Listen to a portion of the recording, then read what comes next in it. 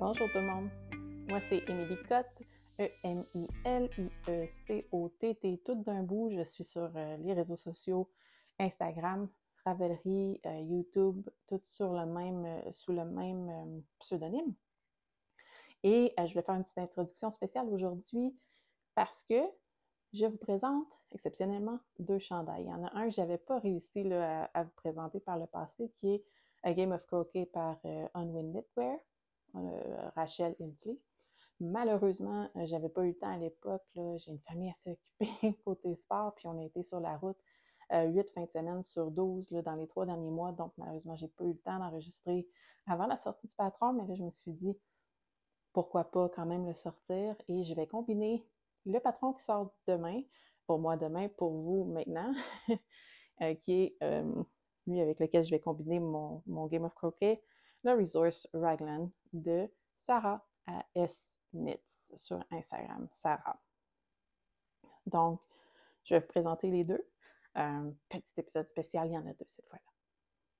Bon visionnement!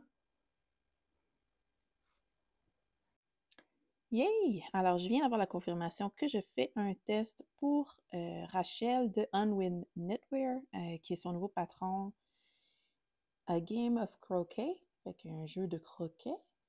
Et pour ce faire, ben là, je dois choisir ma laine et je crois avoir fait mon choix. Et mon choix s'arrête sur la base Sarah de Emilia et Philomène, qui est teinte par Amélie. Et c'est pour moi une première. Donc, utiliser cette laine-là de Emilia et Philomène, puis j'ai bien hâte justement de me lancer parce que c'est doux, anti-popper. C'est vraiment doux. Alors, j'ai bien hâte d'essayer ça. À noter, alors ceci, c'est là, je vais commencer d'abord par vous la présenter, c'est l'Emilia et Philomène Sarah, et qui est sa base 80% superwash et 20% nylon, excusez-moi, merino, hein, superwash, 20% nylon. Et j'utilise la couleur Prego et la couleur qui est ce petit beige et la couleur rouille qui est la couleur un petit peu plus loin. Voilà, donc 385 mètres du 100 grammes, qui est quand même un peu plus épais là, au niveau du fingering que je dirais la moyenne. Mais bon, j'utilise cette base-ci pour mon test et j'ai vraiment hâte de l'essayer. Donc, une première, comme je disais, pour Emilia et Philomène. À noter, je me suis procuré ceci, Lancy, lors d'une solde ou d'une clearance, donc une vente pas de débarras, mais une vente, si on veut, des chevaux qui n'étaient pas au goût, en fait, de la teinturière. Ceci dit, moi, je trouve que c'est un super de bon signe. Quand une teinturière prend le temps de séparer la qualité de ses chevaux, bon, ça ne rencontre pas nécessairement ses exigences à elle. Elle les met de côté, bien, ça veut dire que quand on achète un écheveau qui est à prix régulier, on s'assure d'avoir une super de belle qualité, puis une conformité là, entre les couleurs d'un écheveau à l'autre, surtout à l'intérieur d'un même lot. Donc, quand je vois ça là, de la part d'une teinturière qui a une vente des chevaux qui sont moins conformes à ses exigences à elle, bien, je me dis, Colin, ça veut dire que le reste du temps, c'est le fun. On a des beaux écheveaux qui sont inspectés, puis qui ont une certaine qualité. Ceci dit, une qualité pour la teinturière ne veut pas nécessairement dire qu'il n'y a pas de qualité pour nous autres qui aimons tricoter. Puis c'est pour ça que moi, je me suis lancée. Je me suis dit que ça va être une parfaite occasion d'essayer ces bases. Mais il est à noter que ces écheveaux ne sont pas conformes aux exigences de la teinturière et donc, il ne faut pas les prendre un peu là, comme une base là, de ces couleurs régulières. Juste faire attention à ça quand on regarde mon projet. Ces écheveaux seraient de meilleure qualité ou bien les couleurs probablement plus uniformes ou si elle souhaitait un look plus variegated, qui est comme plus qu'une couleur, puis que c'était pas assez variegated, ben à ce moment-là, c'est pas assez variegated. Dans ce cas-ci, je pense que c'est peut-être normalement peut-être plus uniforme, et là, ça l'était moins pour ces écheveaux-là. Mais peu importe, moi, ça me rend bien heureuse d'avoir des écheveaux à essayer à prix un peu moindre, car on se le cache pas, là, c'est sûr, c'est plus dispendieux le tricot. Et, c'est ça, donc je suis bien heureuse de les avoir récupérés. Voilà donc une petite introduction à ma laine. Juste cette note-là, je pense, qui est intéressante, qui est importante à garder en tête lorsque vous regardez ces couleurs-là. Maintenant qu'on sait que ma base, les couleurs sont peut-être anormales ou moins régulières, bien, c'est important de faire le choix pour mon projet qui va être un top-down et avec le jacquard dans le haut du chandail et qui s'en va vers un stockinette au bas du chandail. Qu'est-ce que je vais vouloir ou qu'est-ce que je souhaite? C'est d'aller cacher le variegated ou l'effet de couleurs contrastantes à l'intérieur d'un écheveau, à l'intérieur de mon jacquard, et de garder mes écheveaux qui ont le moins de variegation, donc la couleur est plus uniforme, pour le bas, qui va être en stockinette. Parce qu'on va essayer, ou en fait, moi, ce que j'essaie d'obtenir, c'est un look qui a moins de pooling ou de rassemblement de couleurs qui viennent créer un pattern dans le chandail. Il va y en avoir, c'est certain, parce qu'on peut remarquer ici qu'il y a beaucoup de changements au niveau des couleurs des écheveaux. C'est sûr qu'il va se créer du pooling dans mon chandail, mais je vais essayer de réduire l'effet en positionnant mes laines de telle sorte que ça va moins paraître. Comment on fait ça? Bien, on s'en va cacher l'écheveau qui a la plus grande variation dans le jacquard. Et donc, je regarde mes écheveaux. Je vais aussi vous les montrer peut-être en noir et blanc et vous allez pouvoir voir le contraste. Dans ce cas-ci, l'écheveau du haut, vous pouvez voir une grosse bande ici là, de beige. Alors, ce beige-là ressort fortement. Fait que si j'ai un bon contraste au niveau de ma laine, du beige avec un petit peu versus le bleu ici, un peu plus bleu foncé de ce côté-là. Donc, on se remet en haut. On peut voir le beige ressortir. Dans les chevaux du milieu, on remarque un peu plus de bleu foncé ici. Un peu plus de bleu foncé. Puis de beige de l'autre côté également, mais juste d'un côté. Donc, il y a un petit peu moins pire de ce côté-là. Plus uniforme ici de beige moins foncé, un peu plus foncé dans le bleu avec un plus gros contraste. Fait que peut-être que ça, on va vouloir les cacher un peu plus. Et finalement, le dernier écheveau est, en somme toute, plus uniforme en couleur. Donc, j'aurais tendance à dire, on va garder le dernier écheveau qui est ici pour le bas du chandail et se battront dans le haut les deux écheveaux qui ont un peu plus de contraste à l'intérieur. Là, ensemble, je les vois pas, je suis pas capable de mettre le noir et blanc là, au moment où je vous parle, fait que je vais le rajouter par-dessus la photo, mais d'après moi, on a peut-être un peu plus de contraste dans celle-ci. J'aurais tendance à les mettre dans le haut, qui va, éventuellement, je vais venir joindre, travailler deux écheveaux en même temps, ma deuxième écheveau là, puis finir avec celui-ci. Ce qui est intéressant en utilisant un jacquard en haut, ben, c'est que je vais avoir cette couleur-là qui va être ma couleur principale. Tranquillement, pas vite, on va avoir de plus en plus de cette couleur-ci.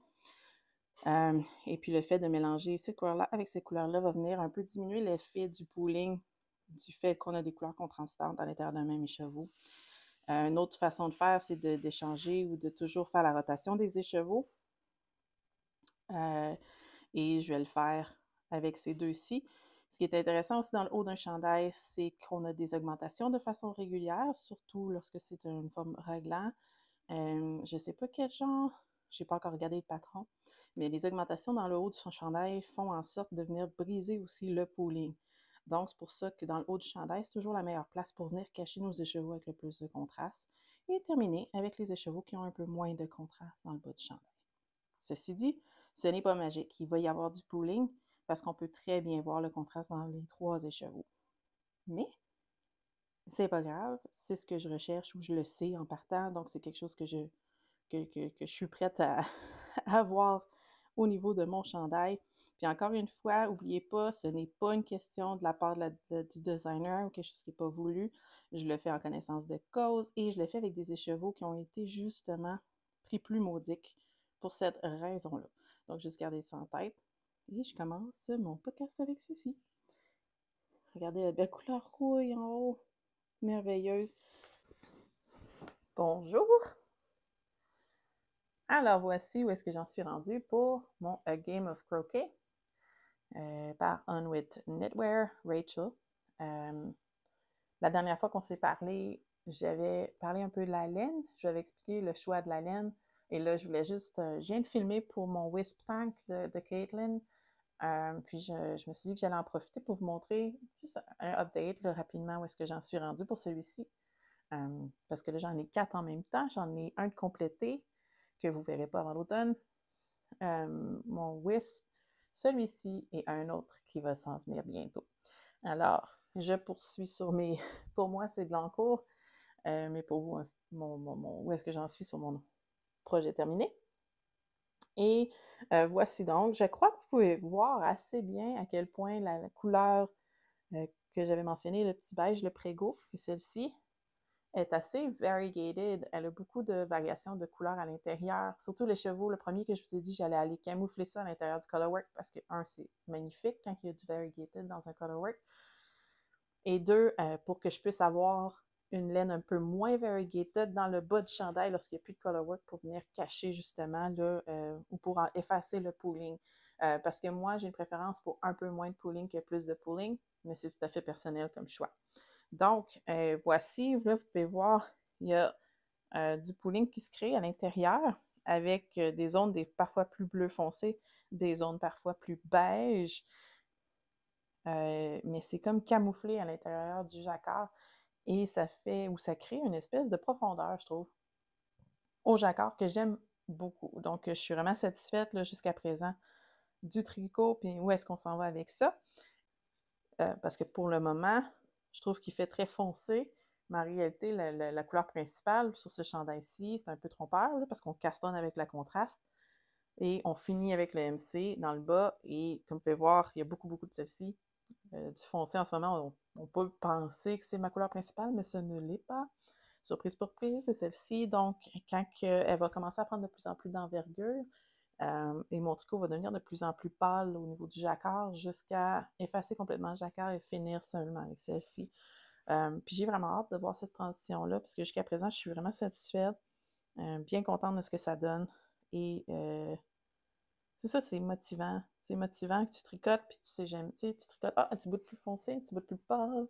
Euh, moi, ça me rend bien heureuse. Et c'est pour ça que j'aime beaucoup faire du jacquard, d'ailleurs. Voilà. Et je suis rendue, j'ai fait mon caston, j'ai fait mes short rows et mes mailles, mes rangs raccourcis. Ensuite, j'ai embarqué mon jacquard jusqu'à la séparation des manches. J'ai des mailles pour les manches en attente. Vous pouvez voir là ici sur un fil. Et je suis rendue à faire le corps. Donc, je vais vous laisser là-dessus parce que je vais aller continuer. Essayer d'avancer le plus possible parce que je veux le porter ce printemps. Et on est printemps, là, je veux le porter. Puis, pour le porter, il faut que je le finisse. Fait que je vais aller me lancer et aller continuer de le finir parce que j'ai vraiment hâte de pouvoir le mettre. À bientôt! Bonjour tout le monde! Me revoici, me revoilà. Alors, je viens de vous montrer mon progrès sur le Wisp. Je viens de vous montrer aussi le Game of Croquet, où est-ce que j'en étais rendue. Et je commence un troisième chandail incessamment. Donc, je voulais vous montrer mon choix de laine ou expliquer mon choix de laine pour ce chandail-là. D'abord, je suis extrêmement motivée à le tricoter pour plusieurs raisons. J'ai reçu le patron, c'est une bible. Il fait près de 200 pages, mais très facile d'utilisation, donc je ne veux pas vous penser que ce soit le patron en tant que tel est vraiment tout simple. C'est à vous. C'est comme un make your own. Vous faites votre histoire ou votre aventure en version chandail. Elle a énormément, donc c'est comme une recette d'un raglan. C'est un raglan. Et elle vous donne toutes sortes de recettes pour des manches différentes, des encolures différentes, des raglans différents, des longueurs différentes, des fibres différentes. Oh, des grandeurs de laine différentes. Fait que là, vous pouvez choisir si vous voulez fingering, Deka, worsted. Ça va jusqu'à du 18 mailles en partant du 24 ou quelque chose comme ça. Là. Mais tu as toutes sortes de grandeurs de laine. Je vous dis, c'est un patron des plus complets que j'ai vu. Et là, les testeurs vont vous faire sortir un paquet de projets différents, une variété de projets assez impressionnant. Vous allez avoir des fibres d'été, vous allez avoir des manches longues, des manches courtes, des fades. Elle vous donne des recettes pour faire des fades, elle vous donne des recettes pour faire des lignes. Il y a de tout dans ce patron-là et c'est vraiment très clair là, au niveau des instructions pour aller choisir qu'est-ce que vous voulez, quand vous le voulez. Ça se travaille très, très bien. Donc, je suis vraiment, vraiment motivée à faire ce chandail-là. Puis j'ai hâte de choisir ou en fait d'aller jouer avec parce que j'ai pas encore eu le temps d'aller faire mes sélections, d'aller voir qu'est-ce que je veux comme raglan, qu'est-ce que je veux comme grandeur, qu'est-ce que je veux comme tout. Bref. Le test vient de commencer. On a 8 semaines pour le faire, ce qui est beaucoup. Il me reste peut-être quelques jours à mettre sur mon Wisp, 2 semaines à mettre sur mon Game of Croquet. Et je dirais que ça nous donne donc 5 semaines pour faire ce raglan-là. Si tout va bien au niveau des 2 autres projets, possiblement que je vais le faire d'une grandeur fingering des cas. Si jamais je dois le faire plus rapidement, je vais peut-être ajuster pour une laine un peu plus épaisse, mais dans les 2 cas, j'ai trouvé ma fibre. Soit que je la tiens double ou je la tiens pas double, bref. Mais j'ai trouvé ma fibre que je veux utiliser. Là, c'est pas du tout arrangé avec le gars des vues. Je ne connais pas Amélie de Emilia et Philomène. C'est juste un addon que j'utilise sa laine pour 2 projets de suite. C'est un addon, en fait, que sa laine match exactement ce que j'ai besoin pour mes projets, pour 2 projets de suite. Donc, je la connais pas, on s'est jamais parlé, il n'y a pas de sponsorship going on, il n'y a rien de ce genre de choses-là. C'est vraiment que j'aime la laine puis que je l'utilise pour ces projets-là, là, juste vous en informer parce que j'en ai puis j'adore ces couleurs. Donc, je voulais juste vous montrer un peu ce que je vais utiliser. Je pense utiliser celle-ci parce que je veux en faire un chandail d'été. C'est 70% laine bio, 30% lin. Donc, c'est sa base Simone. Emilia Philomène base Simone. Donc, oui, 30% de lin, je pense que c'est bien, ça va être léger. Parfait pour un petit raglan que tu peux porter l'été, les petites soirées fraîches. C'est ce que je vais faire. Puis en plus, j'en ai plein de couleurs. Donc, on va aller rayer ça. Je sais que je vais faire un raglan parce que c'est le patron. Je sais qu'il va être rayé parce que j'ai de la belle laine pour le faire. Regardez ça, c'est un petit beige un peu plus foncé. J'ai un beau petit bleu comme ça. Regardez comment ça va être beau. J'ai aussi un petit jaune. Avec un beau rayé de tout ça, j'ai du vert. Il me reste plus beaucoup de place pour vous montrer tout ça, mais j'ai que de belles couleurs. Puis comme vous pouvez voir, je pense que ça s'apprête super bien pour un chandail. Ligné. Un petit raglan pour l'été. Vraiment, là, c'est la laine parfaite pour ça. Puis je suis bien énervée de commencer. D'abord, je vais commencer par l'échantillon. Hein. Je sais que je vais utiliser cette laine-là, mais ensuite, si je la tiens double, quelle aiguille prendre pour obtenir quel échantillon. Même chose si je la tiens simple, quelle aiguille pour obtenir quel échantillon, parce que le patron est tellement versatile que je peux m'amuser. Donc, à suivre, à savoir, est-ce que je fais un chandail plus en fingering tenue simple? Est-ce que je fais un chandail plus gros, avec un plus gros échantillon, mais tenue double? Honnêtement, je m'enligne pour le faire, je pense, un petit peu plus gros, mais lousse. Puis, donc, tenue double, mais avec, tu sais, léger, là. Donc, je veux que ce soit lousse et drapé, là, comme tissu. Alors, voilà. Je pense vraiment que je vais me mettre double, mais plus large au niveau de l'échantillon, soit un 18 ou un 20. Possiblement un 18. Puis voir ce que ça va donner. Là. Je vous reviens avec tout ça quand on va être rendu là.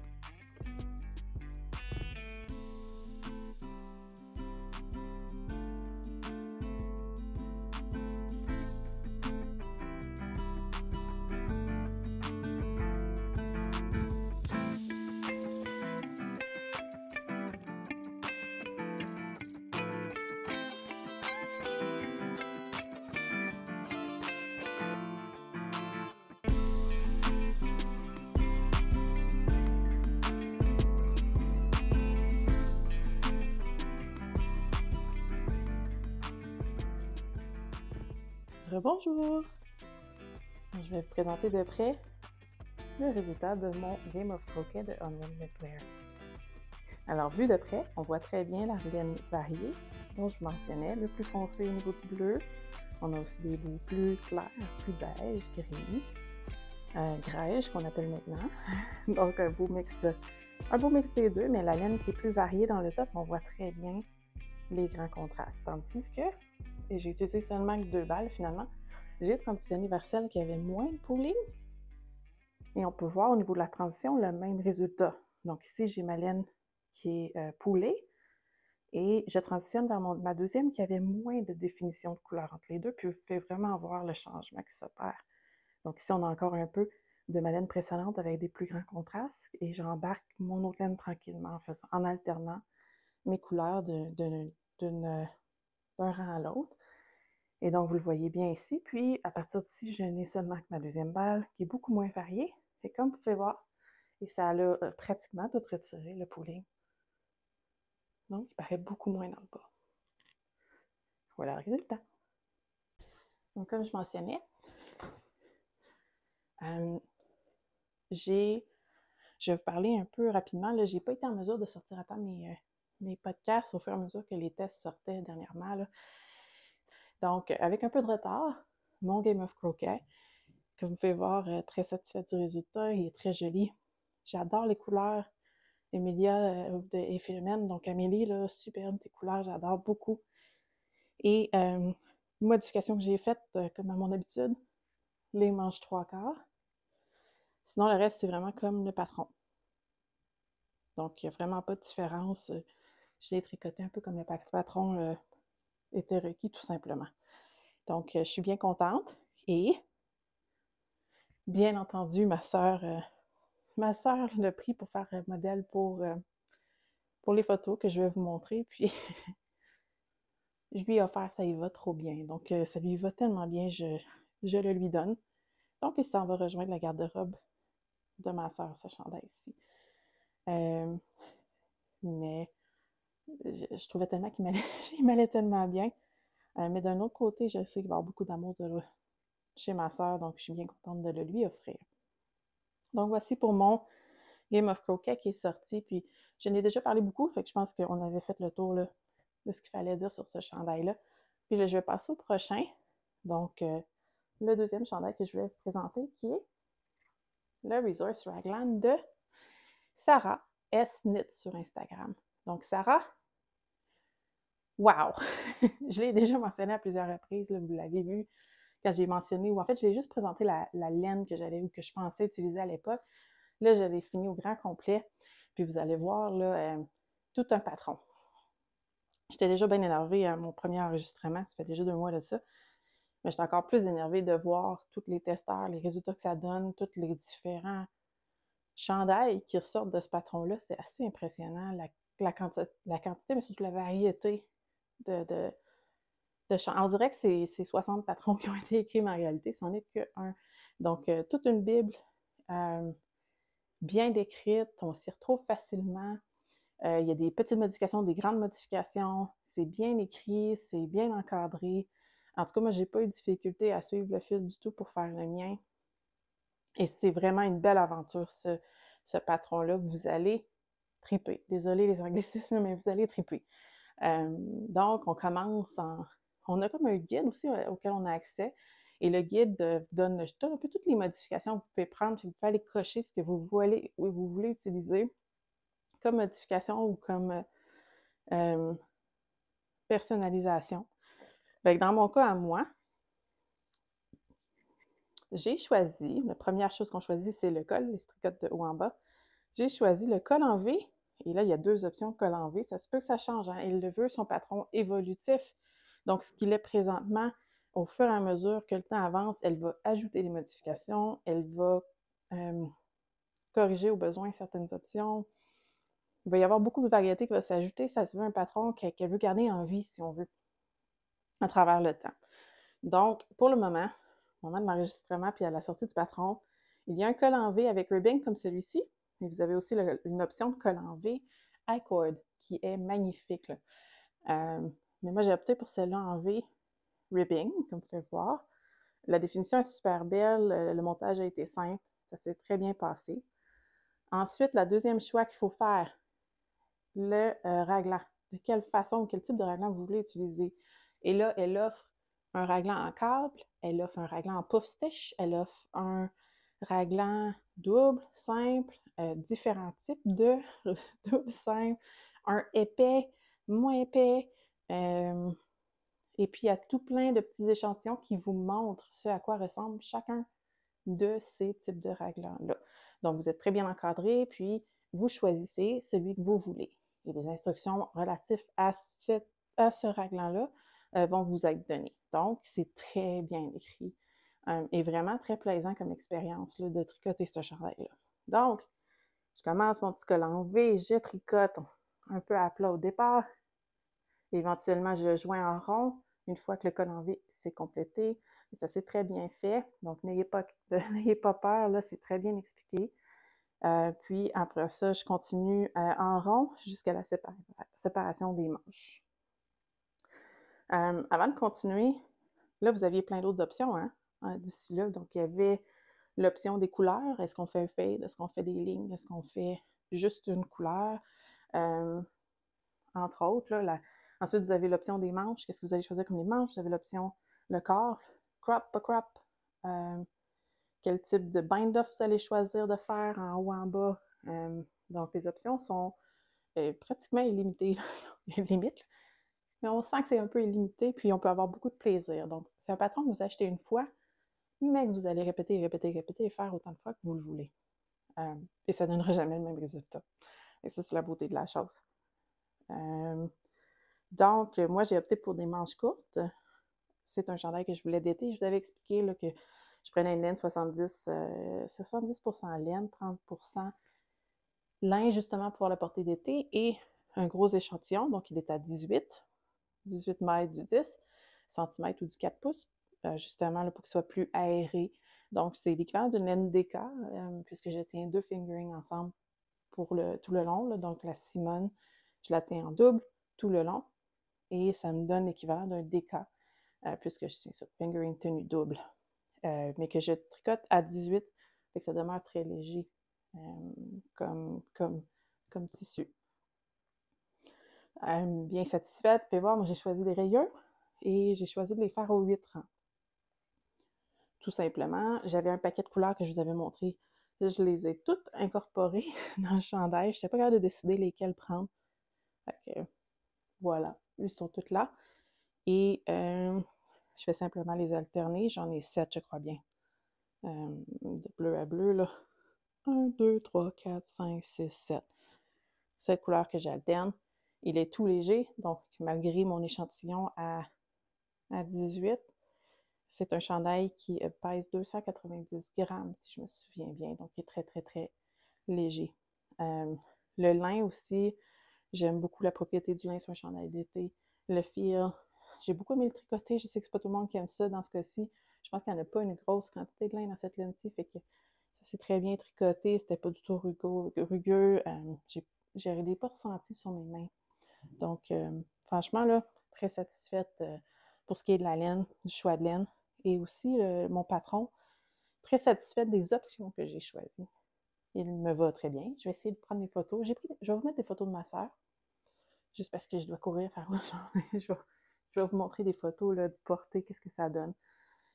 C'est une grandeur 3 que j'ai opté de prendre, oui, de faire, donc la grandeur 3 pour celui-ci.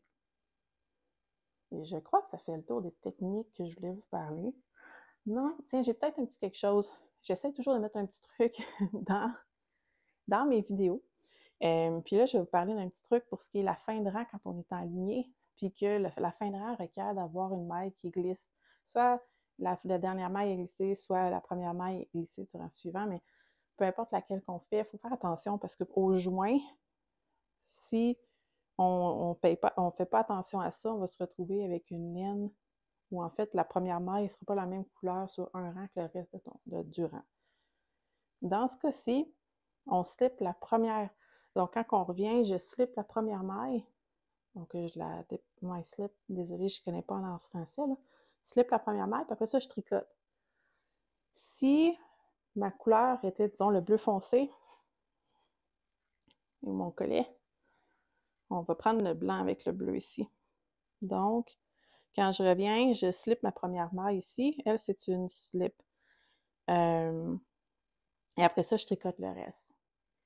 Si ma maille du rang précédent, la dernière maille, dans ce cas-ci, le blanc, je la tricote avec mon fil blanc, bien lorsque je tourne mon travail de l'autre côté puis que je repars sur mon rang, je slip ma maille blanche, mais sur mon rang bleu.